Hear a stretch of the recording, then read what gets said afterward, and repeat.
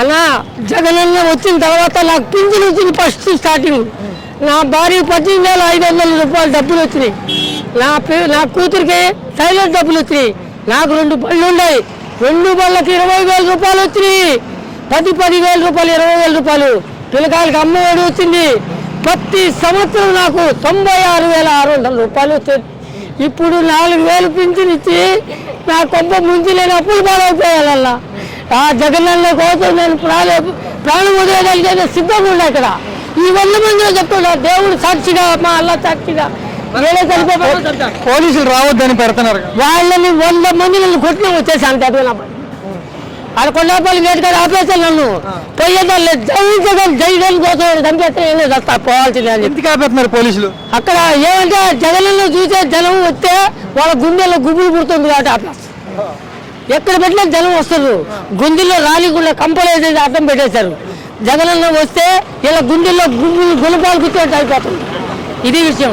ఎందుకు వస్తున్నారు జగన్ చూడటానికి జనం? అభిమానం. జగన్ అంటే అందరికి మంచి చేసినవాడు, ద్రోహం చేసినవాడు కాదు. వాళ్ళు దోకా మాటలు చెప్పి గెలిచిన వాళ్ళు వీళ్ళు అలా చేసినవాడు కాదు. నాకు 1,00,000 రూపాయలు సంవత్సరానికి వచ్చేది ఎవరిస్తాను నాకు చెప్పి. ఇలా మీలాంటి వాళ్ళు అందరినీ పోగేస్తున్నాడు జగన్ అంటారేంటి? జగన్ అంటే మాకు అభిమానం. నా జగన్ కోసం చనిపోయేదానిగానే రెడీగా ఉంది. నా భార్య బిడ్డలకు 5 లక్షలు ఇస్తానని చెప్పి ఇప్పుడే పొడిచే ముందు నేనే చచ్చిపోతాను.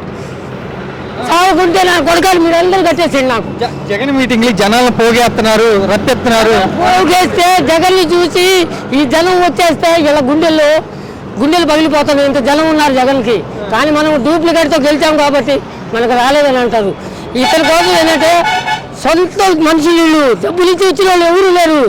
ఆయన అభిమానం కోసం అందరూ కూర్చొని వచ్చారు అక్కడి నుంచి. తెలుసా, ఎక్కువ అన్ని ఛానల్స్ లో రేపు మాపో జగన్ అరెస్ట్ చేస్తామని అంటున్నారండి. వాళ్ళు చేస్తారు, చేసినా ఏం కాదు. వాళ్ళు ఎన్ని రోజులు పెట్టుకున్నా మహానుభావుడు మహారాజు లాగా వస్తాడు బయటికి. వీళ్ళ సినిమా చూపించే రోజు ముందు. ఇప్పుడు ఏం చేయలేదు. ఏమంటే పదవి వాళ్ళది కాబట్టి అభిమానం వాళ్ళకు అంతవరకే. వాళ్ళ తట్టు జనం లేరు. వాళ్ళ తట్టు ఏంటంటే ఈ పోలీటెక్లు ఈ గవర్నమెంట్ ఉంది అంతవరకే. ప్రజలు మాత్రం జగన్ తట్టు ఉన్నారు. చెప్పండి మీరు, అది కుంభకోణమా కాదా చెప్పండి. మళ్ళా జగన్ సునామీలాగా ఎప్పుడు వస్తాడో వీళ్ళ సినిమా ముందు ఉంది చూద్దు. ఇప్పుడు చెప్పేది కాదు.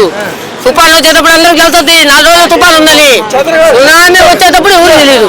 నీకు ఓట్లు వేశారు కదా ఆడవాళ్ళు, 1,500 లెక్కన 50 సంవత్సరాలు వాళ్ళకి పింఛన్ ఇస్తానని అన్నావా లేదా? ప్రతి ఇంటికి నేను గ్యారంటీ నా సూరిటీ చూడండి ఇంత పొడుగుంటుంది అన్నారు. ఏది ఆ పొడుగు ఏది చూపిండి. ఆడ ప్రతి ఒక్కరికి ఇస్తామని మీరు వాగ్దానం ఇచ్చారు కదా. ఈ తాప సార్ 50 సంవత్సరాల వాళ్ళకి పింఛన్ ఇచ్చి 1,500 డబ్బులు ఇచ్చి ప్రతి ఒక్క పథకం నెరవేర్చమన్నాడు సార్. అప్పుడు మీరు ఏమన్నా అడిగితే మేము సమాధానం చెప్తాం. ఏమీ ఇవ్వకుండా 14 నెలలు దాటింది కదా సార్. ఇంకా ఏమి ఇస్తారు వాళ్ళు చెప్పండి, మీరు చెప్పండి.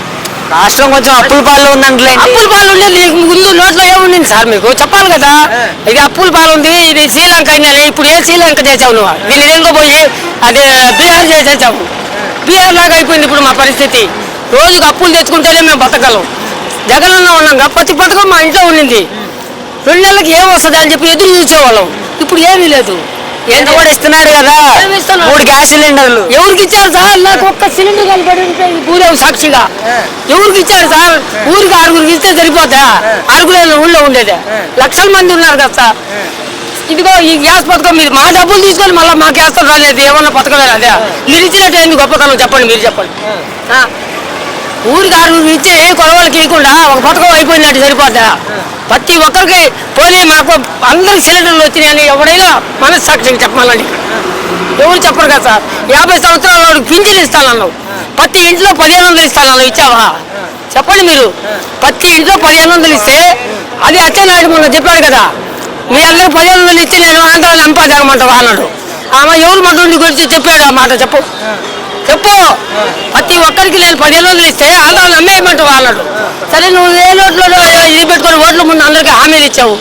నేను ఇస్తాను 1,500 అని చెప్పి అన్నావు కదా. ఇప్పుడు మా ఇంట్లో 4 6,000 రూపాయలు రావాలి. 14 నెలలు 14 ఆళ్ళు ఎంత రావాలో 1,00,000 రూపాయలు రావాలి. నాకు 1,00,000 రూపాయలు దాటింది. ఇవ్వమనండి, ఇచ్చేప్పుడు మాట్లాడాలి.